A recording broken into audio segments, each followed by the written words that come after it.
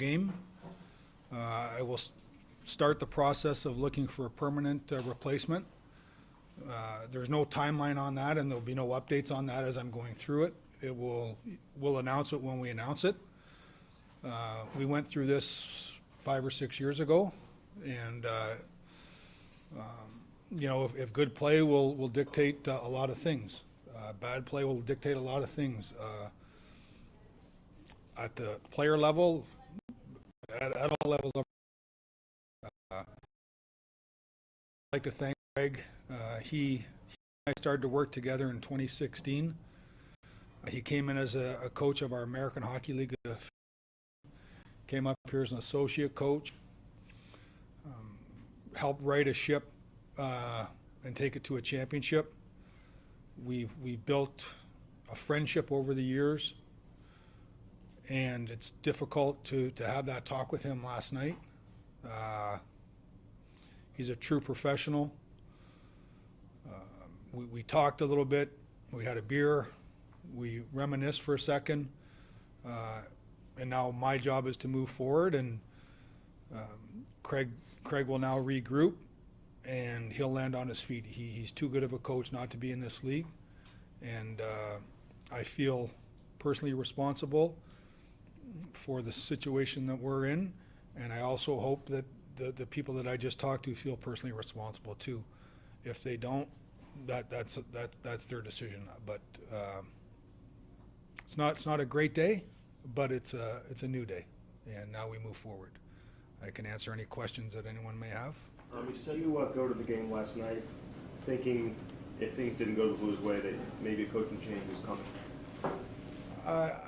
I would say that I haven't really slept much since the Columbus game. Then the Chicago game was a sleepless night, and then you hope that the Detroit game will be different. But your mind is starting to work when you're everybody's homecoming game. You know, it's not a good feeling. And the last 3 games, I shared it, I think, with the leadership group, that when you get up and you read the clippings the next day, and the players from the opposition, the coaches are, what a character win, what a gutsy win. I can't believe we did that last night. We're undermanned. We played the night before against a rested team.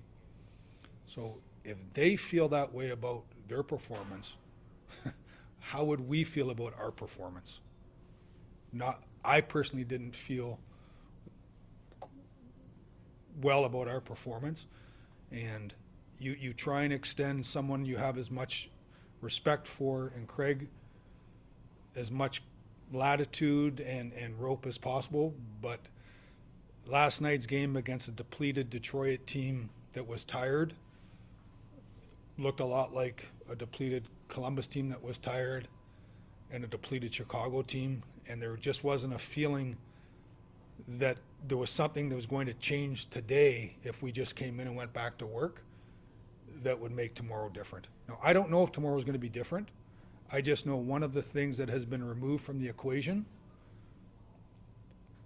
that we can focus on, it was the head coach, and now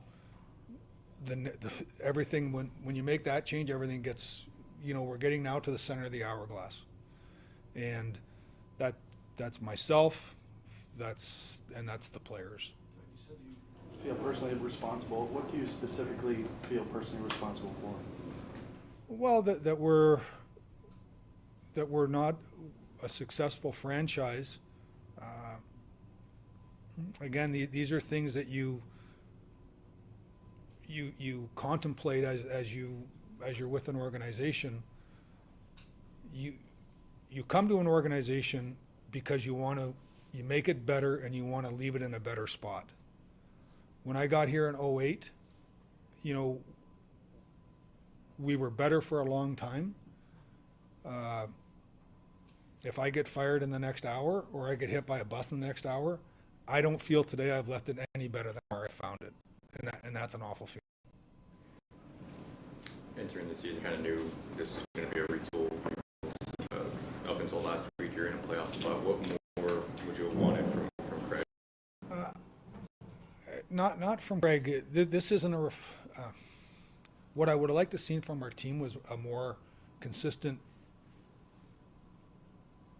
game. It's uncomfortable when you go to the arena every night and you're not really sure what your team is going to look like. You're not really sure what to expect. That's something that we haven't felt here for a long time. I don't want to dwell on last year. So last year we entered the season with the glass half full, thinking it's the last dance. You know, we've got veteran players on 1-year deals and they're going to go out with a blaze of glory, and we just didn't find any footing, you know, and so we made changes. But if you look at the last 82 games plus however many this year, 110-ish games, like our power plays at or near the bottom, our penalty kill is at or near the bottom, and our point total is at or near the bottom. At some point, you have to make changes. And it's not something I wanted to do. It's not something that I wanted to start the season in or having to do, but it's an area where we find ourselves that, you know, the definition of insanity, keep doing the same thing and think things are going to change. And it cost a great man his role on the team because things weren't changing. Doug, we always hear a message gets stale or it's time for a new voice. How do you gauge that? You talk to players, how do you know if that's indeed true? Well, I would say by what you see on the ice, that's the greatest indicator.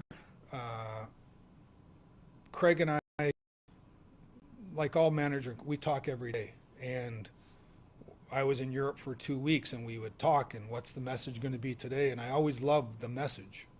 And then I would set my alarm for 3 a.m. and I get up and watch the game. And what the message wasn't transpiring on the ice. And I look at games over the last little while, and the two games that come to the forefront for me were the Phoenix game and the Buffalo game, where we outscored the opposition, but we didn't win the game. If that makes any sense. Like, we outscored who we played, but you didn't walk away saying, we outplayed that team. We won that game. And there was more nights than not where I felt we didn't win the game. You're going to be the better team in this league and lose. That happens. Goalies get up, stand on their head. Pucks hit a shaft. Pucks hit a post. Things just go your way. But we didn't win enough small battles during a game to win enough games. Not by the score, but by the eye test of you were a better team. Just to clarify, though, did you speak with any of the players about what they were hearing on the receiving end of the message and whether that wasn't translated? No. The player's job is to play. My job is to observe and react. I don't want to. The players didn't come in and say fire Craig Berube and we'll be better. Doug, you mentioned is it fair to critique the collective DNA, whether it's Petro, Perra, O'Reilly, even Barbie, all these guys who are gone? Is the team lost a little bit of that grit that was the identity for a while? Yeah, it has, and there's been attrition just because that's the way the salary cap works, and some players we tried very hard to keep and it didn't work out, and some players we didn't try that hard to keep and it didn't work out. But that's around the league. That happens everywhere. I get let's keep the band together till 2040. It doesn't work that way, and so we've moved on. And but there's a responsibility of the guys that are here to continue that, and that's where I go back to. I don't believe, as I say today, that I'm leaving this. Right now, this group isn't better than when I found it. And if I feel that way, I assume the players in the room that weren't here for the glory have to feel even worse. Okay, no, you said this isn't about last year, it's about the current team. But last November you said that Berube is a good coach, makes younger players better, veteran players win, and the coach wasn't the problem. Just what do you believe has changed since then? Well, we were a team that was expected to be good with veteran players that he had gotten the most out of. We had again 110 points the year before, and we're talking, what would that be, 4 or 5 weeks into the season, you know? So what has changed? A year has changed. A year of information has changed. Craig, you mentioned the special teams and how they've let this team down. What do you expect now from Drew coming in, and do you expect some of those responsibilities to change among your assistants, and did you consider making changes across the board with the staff, or how'd you look at that? I have made a change. I haven't really told anybody, but Brad Richards, I talked to. He came on board a few days ago. He's going to work as a consultant for us from a distance. He'll wake up in the morning and see our power play clips. He'll talk to Steve Odd, who runs the power play, about what they're seeing. It's just another avenue and another voice from the outside. Sometimes you can't see the forest for the tree, and I'm hoping Brad can bring in a different perspective. Obviously, a great player, a champion, a player that excelled on the power play, and it might not work. I don't know, but doing nothing didn't seem like the right avenue. Now I'm sure Drew's going to come in with different ideas. My job is not to tell Drew how to organize his staff. That's Drew's job to organize his staff. And he'll work with the guys, and I'm not trying to pass the buck, Andy, but I'm going to tell him what I see, and then he's going to have to make the decisions he thinks to make it better. Doug, you called this a retool. You said call it whatever. Does this move signify a change in terms of retool versus rebuild, or where you are in that process? No, it's refocus now. We don't, as I said, our ebbs and flows are too great. I know the talent level on this team. I know the talent level that Colorado has. I know the talent level we have. There's a half a letter grade to a letter grade different. They have how many top 5 overall picks on their team? They should be good. It's their turn to be good. But if you get to the postseason, you can beat them.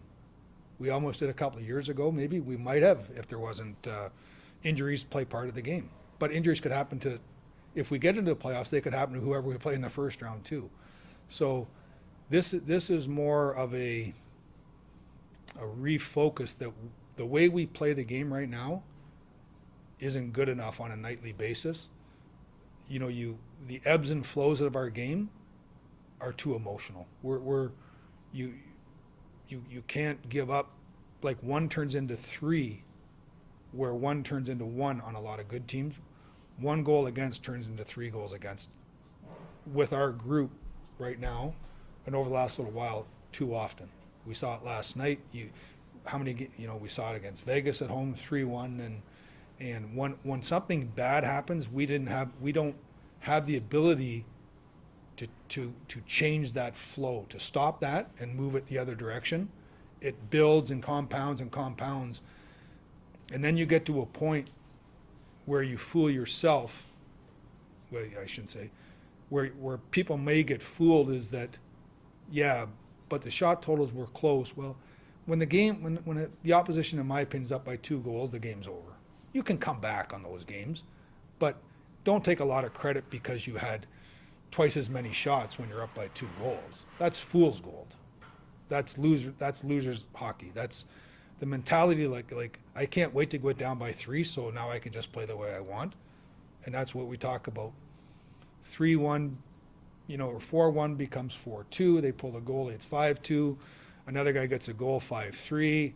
And the wrong guys say to themselves, well, I had 1-1. That was a good night. Well, they're wrong. That's not a good night.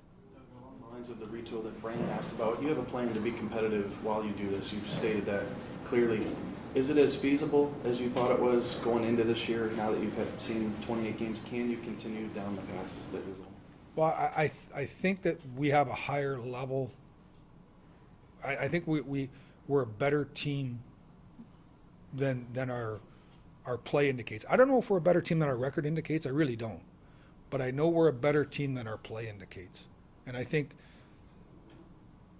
those ebbs and flows are what I'm looking to minimize. And then, you know what? If we're not good enough, we're not good enough. But arrogance, ignorance, I can't believe that anyone could put up those last 3 rosters that we played in our rosters and think we should lose all 3 of those games. When you talk about the desire to make a change, how do you weigh whether that's a roster change or whether it is ultimately a coaching change?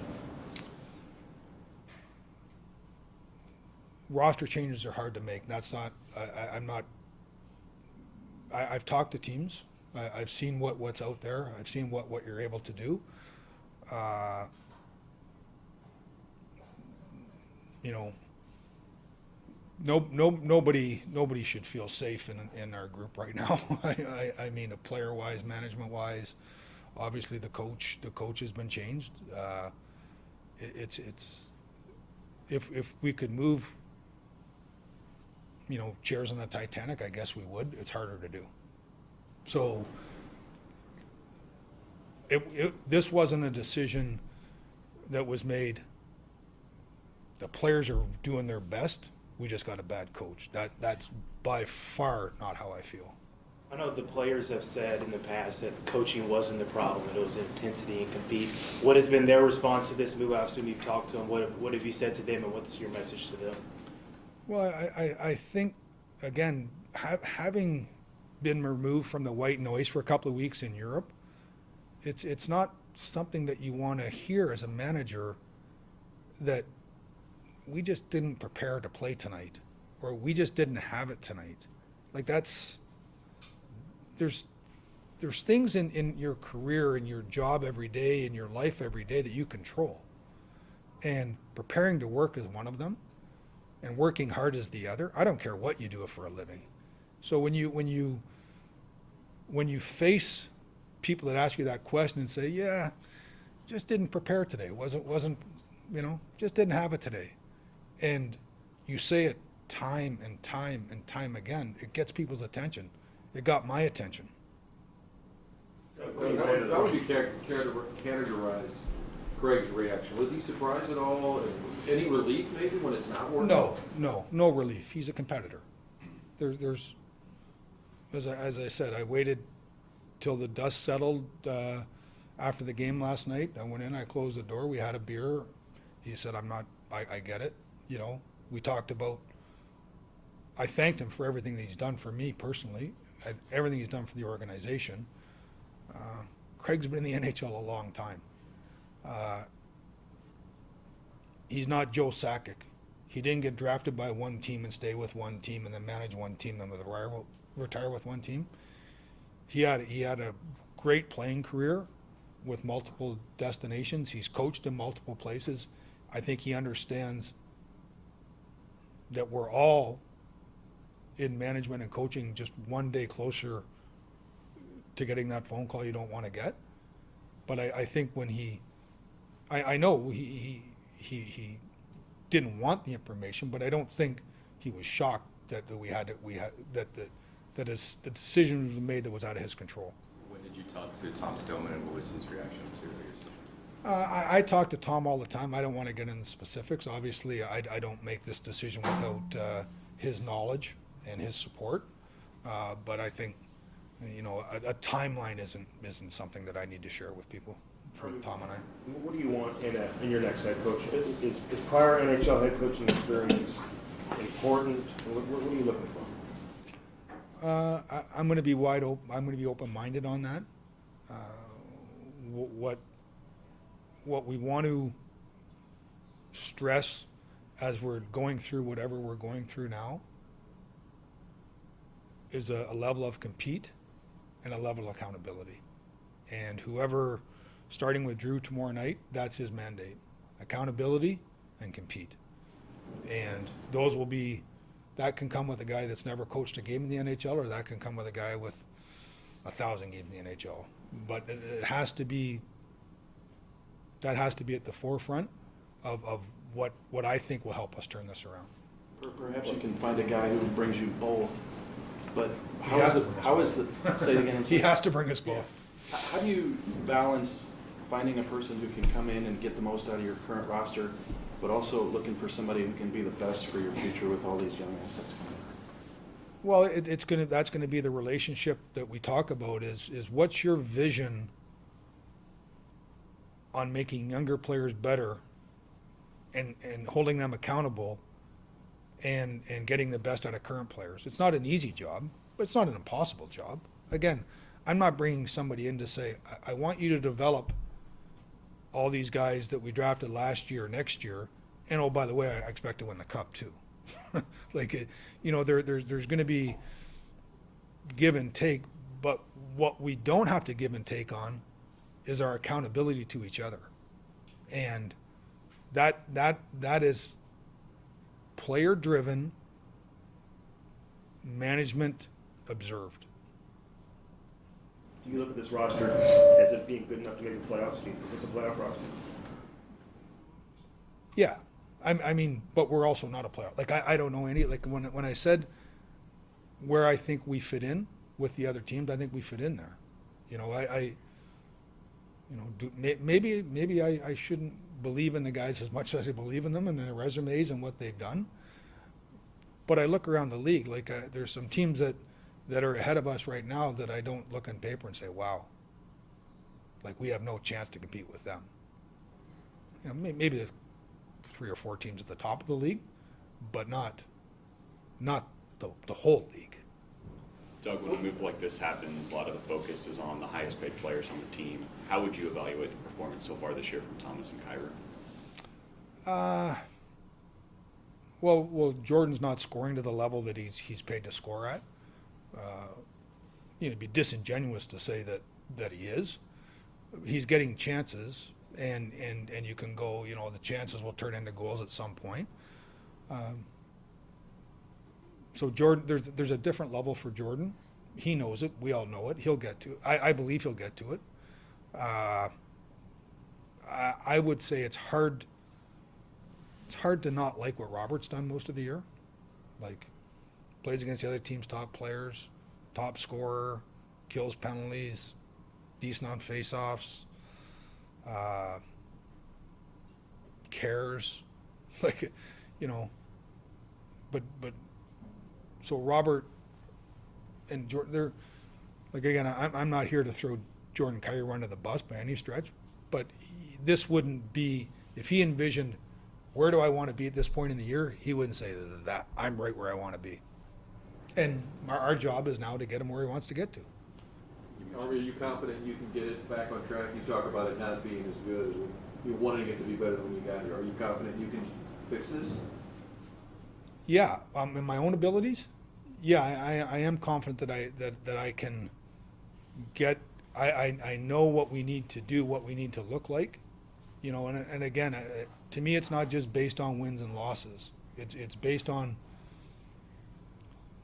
like St. Louis, they're smart. The fans are smart. They know when they leave the building whether they got their money's worth. It's not hard, and we got to give them their money's worth on a more consistent effort. And if you're going to take 2.5 hours out of your night to turn on a hockey game, you should feel that it's worth your while. And I don't think we do that enough right now, and we don't do it long enough in games. And that's not a winning brand of hockey, and that's not a winning culture for an organization.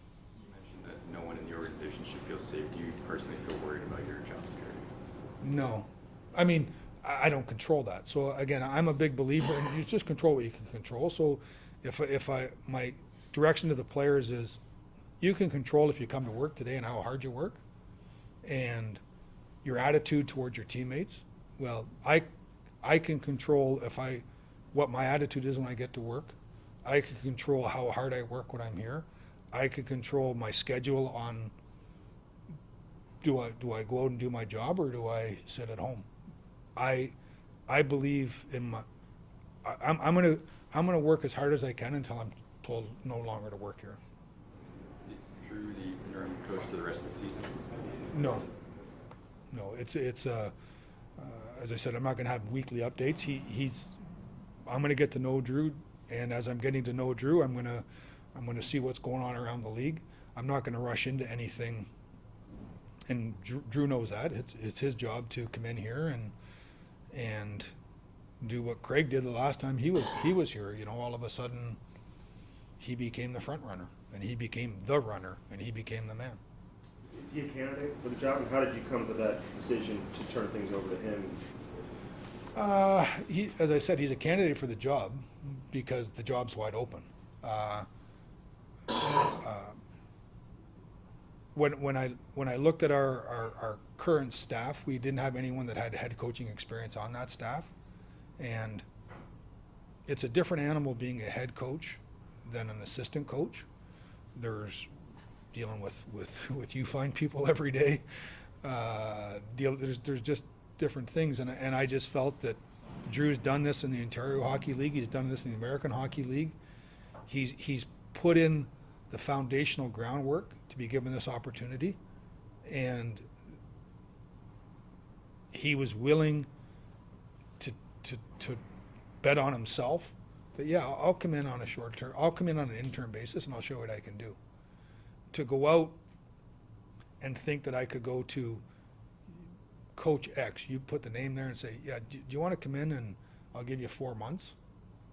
They're going to say, I think I'll take a hard pass on that. So it's the situation that we're in, and Drew's excited about the opportunity, and then that filters down. Daniel Tkachuk's excited about the opportunity to take Springfield. Like it, you know, one door closes, one door opens. Now we'll find out how we all do. So there's been a system change and a coaching change for that unit defensively. We've met over the summer. He talked about how it could be a one-off with what happened last year. It could be something that is a little bit more than that. How do you evaluate what your defensive core has looked like so far this season? Well, I would say our team is inconsistent. Their better games this year look better than their better games last year. You know, if that makes any sense. Like I've seen a resurgence in and the numbers might not dictate. Torrey Krug, like Torrey Krug, might be one of the most competitive players we have on a nightly basis. People may agree or disagree, but I just see a guy that comes in now and he's maximizing what he can do. I think Colton Parayko has proven to I don't know if he's proven anything to people in St. Louis. He's proven to people around the league, like he was an Olympic candidate for Canada for a reason. He's playing to that caliber of hockey now. So and there's other guys that aren't playing to the caliber that. So there's I've seen better play from more guys than I saw better play from last year. But when our team game suffers, they're the ones that look the worst. Them and the goalie look the worst. And our variance on a nightly basis is what's concerning. Doug, if you don't like what you see the rest of the year, are you confident in your ability to make some moves considering the contract situation? Yeah, and these aren't threats. I mean, who cares about threats? There's a reason. I want to say this correctly. You know, I'm not against buying players out. You know, it's not something that you feel is your first course of action. But I'm also not against if players aren't pulling their weight, they go to the American Hockey League. That's and if we have to put players in the American Hockey League, 31 other teams get to decide, are they worth that amount of money? And what's going to happen is if we get to that point, it'll be some teams like the player, they can't afford him, and then we go to work and see if we can find a way to make it work for everybody. But really, nothing can be off the table as far as responses now for management. Do you need to make another hire in Springfield for an assistant coach? No, what we've decided to do there is we have a strong development staff with Chris Thorburn, Matt D'Agostini, Glenn Wesley, and Stewie as the goalie coach. We have enough, those guys are in there, we have somebody in there every week with those guys, so those guys will serve as the second assistant. I'm not looking to reinvent the wheel. There's a comfort level with those guys, so they can go out, like Glenn that runs the D, he can go out and watch the D as he's doing that, and then his week there, he'll jump on the ice and behind the bench. And I guess if they're listening, this is the first they're hearing about that, but this will be part of their job responsibilities moving forward. Doug, it's obvious Chief and Jacob Verano, they weren't on the same page. If Verano clears today, will he go down or will he stay? Yes, he'll go down. Yeah. Doug, you had a strong group of veterans in 2019 the last time this happened. Just how important is it for these veterans and older guys to step up and kind of take the reins in the locker room right now? Well, what you would like to see is the accountability factor, you know, on what they believe is their responsibility and what they don't believe is their responsibility. Excuse me. Some will feel that wasn't my area, like that, and some will feel they let the guy down. You know, I believe in the leadership. I believe in certain players, but I always go back to it. Nobody really cares what I believe. It's what they do, and we're going to find out what they do starting tomorrow night.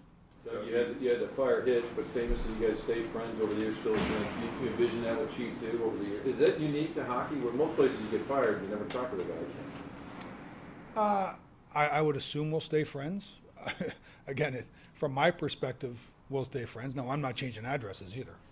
You know, when I got fired in Dallas, I stayed friends with Mr. Hicks. I thought he's a really good man, and he gave me a great opportunity, and he made a business decision. It didn't, like, he wasn't a good guy on Tuesday, and he fired me, and he became a bad guy Wednesday. There was enough equity built up that he made a decision.